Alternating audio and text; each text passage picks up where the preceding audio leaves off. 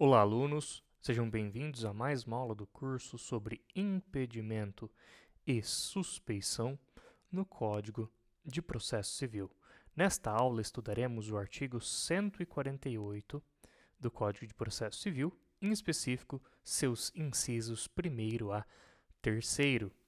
Como de costume, nós começamos lendo o dispositivo legal em estudo, que no caso estabelece que aplicam-se os motivos de impedimento e de suspeição ao membro do Ministério Público, aos auxiliares da Justiça, aos demais sujeitos imparciais do processo.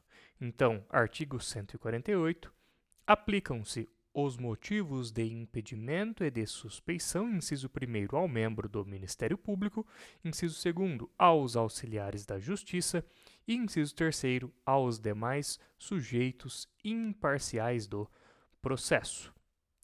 Nessa primeira parte aqui da aula, eu trouxe aqui na letra A uma sintetização da ideia. A sintetização da ideia é o seguinte: que as hipóteses já estudadas aqui no curso de impedimento e de suspeição do juiz aplicam-se também às pessoas que atuam no processo e que possuem o dever de imparcialidade, salvo, evidentemente, se houver algum regramento específico. Então, a ideia é a seguinte: foram estabelecidos ali, já estudamos as hipóteses de impedimento e de suspeição do juiz. Acontece que outras pessoas que atuam no processo e que possuem o dever de imparcialidade, elas também se submetem àquelas hipóteses de impedimento e de suspeição, tá certo?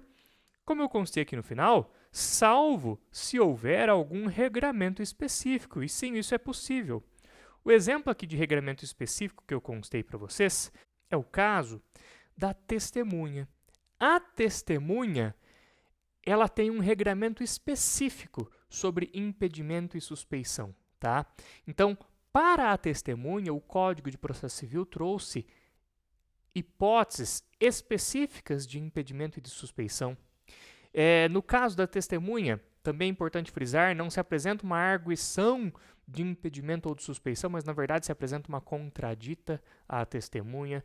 Enfim, o que eu quero apenas ressaltar aqui, porque nossa aula não é de impedimento e suspeição de testemunha, né? Mas a única coisa que eu quero ressaltar aqui na aula de hoje é que quando o Código de Processo Civil traz algum regramento específico, como no caso da testemunha, que tem, pelo Código de Processo Civil, causas específicas de impedimento e de suspeição, uma forma de arguir chamada de contradita, que é diferente da arguição de impedimento e de suspeição. Quando houver, então, esses casos de regramento específico, aí não vai incidir o artigo 148. Ok? Bem simples isso, né? Bom, vamos lá. Primeira questão, tá? Coloquei aqui na tela para vocês de verde. Esse inciso primeiro, ele é bem óbvio, né? Então, aplicam-se os motivos de impedimento e de suspeição ao membro do Ministério Público. Não coloquei um item específico para mencionar isso, porque esse inciso ele é bem autoevidente. A qualquer membro do Ministério Público, seja procurador de justiça, seja promotor de justiça, seja procurador da República, enfim, qualquer um que existir, a ele se aplica o artigo 148. E automaticamente os motivos de impedimento e de suspeição. A questão aqui, que eu passo a analisar agora nesse slide, é a respeito do inciso 2º, porque o inciso 2º ele pode trazer eventualmente alguns questionamentos a mais. Aqui são mencionados os auxiliares da justiça. E aí a pergunta é: quem são os auxiliares da justiça? Os auxiliares da justiça, segundo o artigo 149 do Código de Processo Civil, são auxiliares da Justiça, além de outros cujas atribuições sejam determinadas pelas normas de organização judiciária, o escrivão, o chefe de secretaria, o oficial de justiça, o perito, o depositário, o administrador, o intérprete, o tradutor, o mediador, o conciliador, o partidor, o distribuidor, o contabilista e o regulador de avarias. Nós percebemos que esse artigo 149, ele trouxe auxiliares da justiça e os elencou de forma exemplificativa. Isso é evidente pela expressão além de outros cujas atribuições sejam determinadas pelas normas de organização judiciária.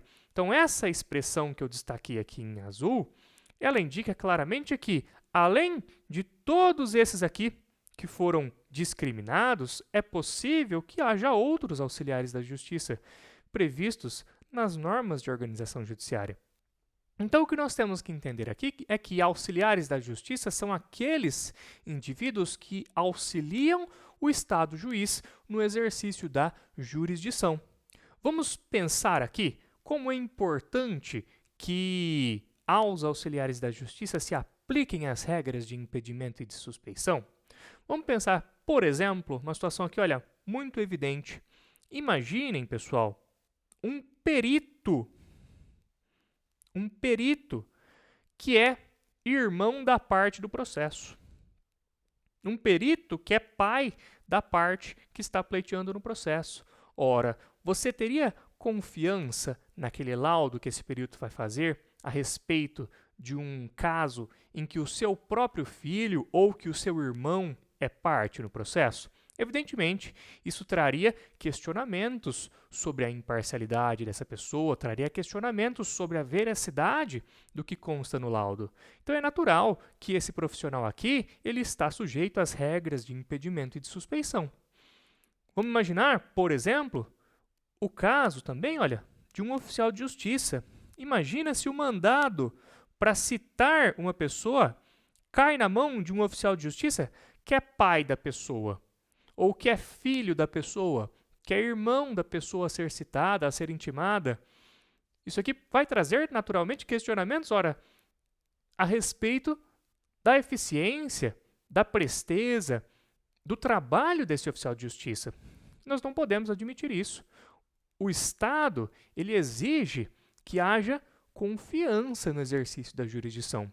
Portanto, é muito natural que regras de impedimento e de suspeição se apliquem aos auxiliares da justiça.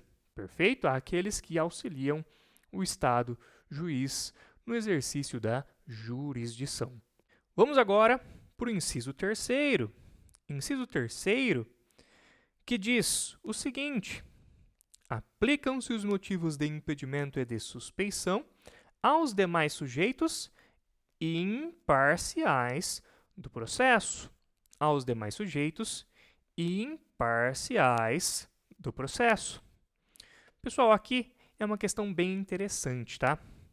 Conforme eu constei aqui na letra D para vocês, o legislador, ele quis, evidentemente, ser bastante amplo ao criar este inciso, para não deixar absolutamente ninguém de fora. Ocorre que o inciso anterior é tão abrangente que a doutrina questiona quem que seriam esses tais de demais sujeitos imparciais do processo.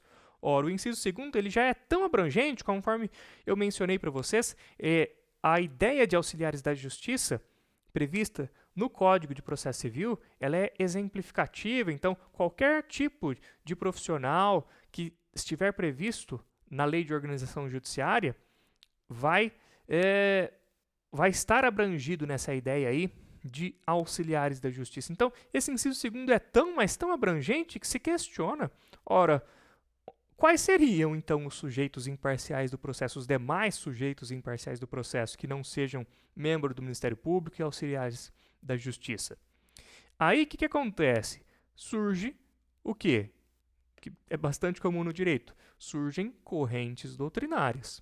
Uma corrente sustenta que o amicus curiae cairia nesse inciso terceiro, enquanto uma outra corrente afirma que, mesmo que o amicus curiae tenha a imparcialidade dele impugnada, a melhor decisão não seria afastar o amicus curiae que teve a imparcialidade dele impugnada, mas sim a melhor decisão seria admitir ele mas também admitir no processo outras entidades, como o amicus curiae, a fim de fomentar o debate e aumentar o número de pontos de vista sobre o julgamento do processo, sobre aquele tema que está em julgamento no processo.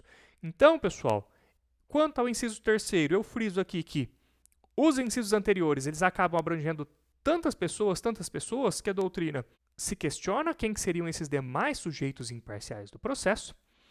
Existe uma corrente que cita a possibilidade do amicus curiae ser enquadrado nesse inciso 3º, enquanto outra corrente diz que não. Diz que, em verdade, quanto ao amicus curiae, se houver ali algum indício de parcialidade, não seria o caso, para essa corrente, de se afastar essa entidade, mas, na verdade, admiti-la, mas admitir também outras entidades com pontos de vista distintos, para que todas elas possam fomentar a discussão sobre o tema que está em julgamento. Agora eu trouxe uma pergunta para vocês. Olha que pergunta interessante. Esse inciso 3º aqui, né, esses demais sujeitos imparciais do processo, será que o assistente técnico pode ser enquadrado neste inciso? A resposta é negativa. Não, ele não pode ser enquadrado neste inciso. Por quê? Porque estabelece o artigo 466, parágrafo 1º do Código de Processo Civil que os assistentes técnicos são de confiança da parte e não estão sujeitos a impedimento ou suspeição. Olha só como é expresso, hein? São pessoas de confiança da parte e não estão sujeitos ao quê? Ao impedimento e à suspeição. Então, o assistente técnico não pode ser enquadrado neste inciso 3º. Para finalizar a aula, eu trouxe aqui uma situação hipotética para pensarmos e compreendermos a importância de se aplicar o impedimento e a suspeição a outras pessoas, a outros indivíduos que não sejam só o juiz. Vamos pensar aqui o caso concreto? Vamos lá. Mateus, ele atua como advogado na comarca X. Posteriormente, Mateus passa no concurso para membro do Ministério Público e ele se torna promotor de justiça, vindo a atuar na mesma comarca, na comarca X, onde ele se depara, determinado dia, com um processo no qual ele mesmo, Mateus, quando advogado, atuou. Neste caso, Mateus deverá imediatamente declarar-se impedido e remeter os autos ao seu substituto legal. Por quê? Justamente porque esse artigo 148 determina que ao membro do Ministério Público se aplicam as hipóteses de impedimento e de suspeição. E é justamente essa situação hipotética aqui, é justamente uma das hipóteses legais. Ok?